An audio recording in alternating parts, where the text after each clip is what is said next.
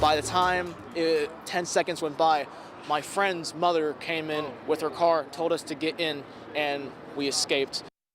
Some harrowing moments from survivors of the shooting at FedEx that went down 1 year ago today. 8 people lost their lives that night when a gunman opened fire at that FedEx facility on the southwest side of Indianapolis. Our Karen Campbell's in studio with us tonight to take a look back at what happened that night. Karen? Yeah, many of us were there moments after the news broke of the shooting. For me, it was heartbreaking just seeing and hearing from so many family members waiting hours to hear if their loved one had made it out of that building okay.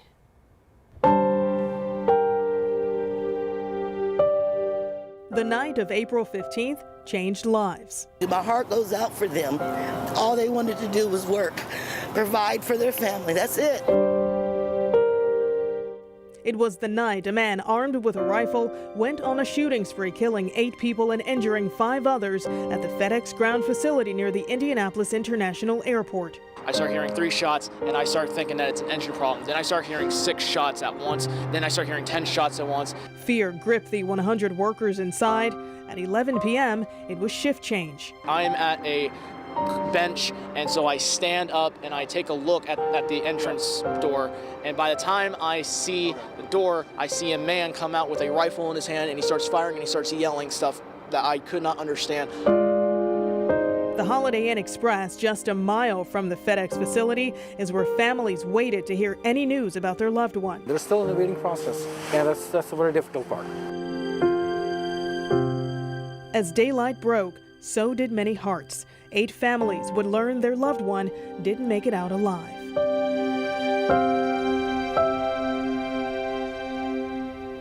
Yeah, and Scott, we've learned the IMD, they have this victim assistance unit program, and they were there that night. They remained until the morning hours, and till this day, they remain in contact with so many of those victims' families, just to make sure that, you know, they want them to know, hey, we're here if you need us. That's so important because we know that today was a difficult day for a lot of people connected with FedEx. Yeah, thanks, Karen. Sure.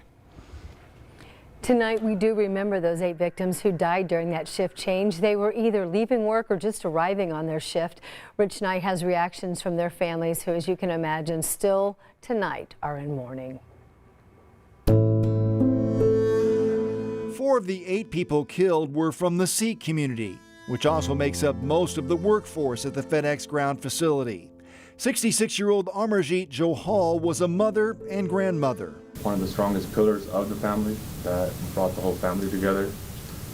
The most selfless person that you could ever meet. I guess if you want me to say, compared to anybody, the most selfless person you could ever meet that can be compared to God. Johal's family is among 5 victims represented in a federal wrongful death lawsuit filed this week against FedEx. 68-year-old Jaswinder Singh lived in Greenwood with his son Gurinder, on the left in this photo. Jaswinder was shot waiting in line for his first paycheck. 50-year-old Jasvinder Kaur and 48-year-old Amarjit Sekhon were related by marriage. They rode to work together and were shot in their car as they arrived. 19-year-old Samaria Blackwell from Beech Grove was named after the Good Samaritan, a story Jesus told about loving your neighbor. She became that protector, that provider, that lover, and served just and loved on people. Samaria really did find the outcast and hung on to them and the oddballs. And so she just kind of grew into her name. Samaria wanted to serve by becoming a police officer. Law enforcement honored her like one of their own with a funeral escort to the gravesite. Carly Smith was also 19 years old, a recent graduate of Washington High School. Carly had only worked at FedEx a couple weeks when she was shot waiting for a ride home after her shift. 32-year-old Matt Alexander played baseball at Avon. There's now a tournament and scholarship in his memory. Family and friends say he loved Christmas and craft beer. The oldest victim was 74-year-old John Weisert, who went by Steve. We talked with his widow, Mary Carroll, this week. She's still trying to move forward without her husband.